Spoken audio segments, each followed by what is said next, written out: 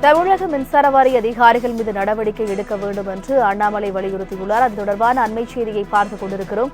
கூடுதல் விவரங்களை செய்தியாளர் சந்தோஷ் வழங்க கேட்கலாம். வணக்கம் சந்தோஷ், உங்களுடைய விவரங்களை பதிவு பண்ணுங்க. வணக்கம். தமிழக முதலமைச்சர் மு.க.ஸ்டாலின் மீதும் அதே போல தமிழ்நாடு மின்சார வாரியம் மீதும் நடவடிக்கை எடுக்க வேண்டும் என தமிழக பாஜக தலைவர் அண்ணாமலை தற்போது குற்றச்சாட்டு ஒன்றை வைத்திருக்கிறார்.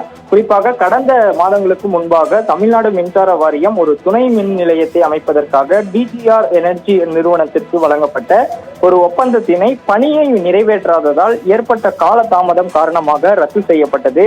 இது சம்பந்தமாக அப்போதே பல்வேறு தரப்பினர்கள் விவாதங்கள் என்பது முன்வைக்கப்பட்டிருந்த நிலையில் இது போன்ற ஒப்பந்ததாரர்களுக்கு ஆதரவாக செயல்பட்டு அரசு கருவூலத்துக்கு இழப்பை ஏற்படுத்துவர்கள் மீது நடவடிக்கை எடுக்க வேண்டும் என்றும் அதே போல தமிழ்நாடு மின்சார வாரியம் தயாராகி வருகிறது என்றும் தற்போது தெரிய வருகிறது.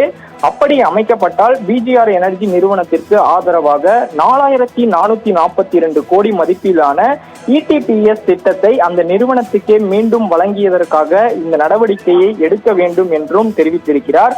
குறிப்பாக கடந்த 2022ஆம் ஆண்டு பிஜிஆர் எனர்ஜி நிறுவனத்திற்கு மீண்டும் வழங்கப்பட்ட ஒப்பந்தத்தை அந்த நிறுவனம் தொடங்க இயலாமல் காலம் தாழ்த்தியதால் தமிழ்நாடு மின்சார வாரியம் 2023ஆம் ஆண்டு ஜூன் மாதம் இதனை கண்டித்தும் கடிதம் அனுப்பியிருக்கிறது. ஆனால் ஒரு சிறிய துணை மின் நிலைய திட்டத்தை நிதி பற்றாக்குறையால் செயல்படுத்த முடியாத நிறுவனம் எப்படி ஒரு மின் உற்பத்தி நிலத்தை செயல்படுத்துவார்கள் என்ற கேள்வியை முதலமைச்சர் மு.க.ஸ்டாலின் ஒருபோதும் புரிந்து கொள்ள முடியாது என்றும் விமர்சனம் செய்திருக்கிறார். இதனால் அந்த தமிழ்நாடு மின்சார வாரியம் மீதும் அதே போல தமிழக முதலமைச்சர் மீதும் தற்போது குற்றம் சாட்டி இருக்கக்கூடிய அவர்கள் மீது முறையான நடவடிக்கை எடுக்க வேண்டும் என்றும் தமது பதிவினை பதிவிட்டிருக்கிறார்.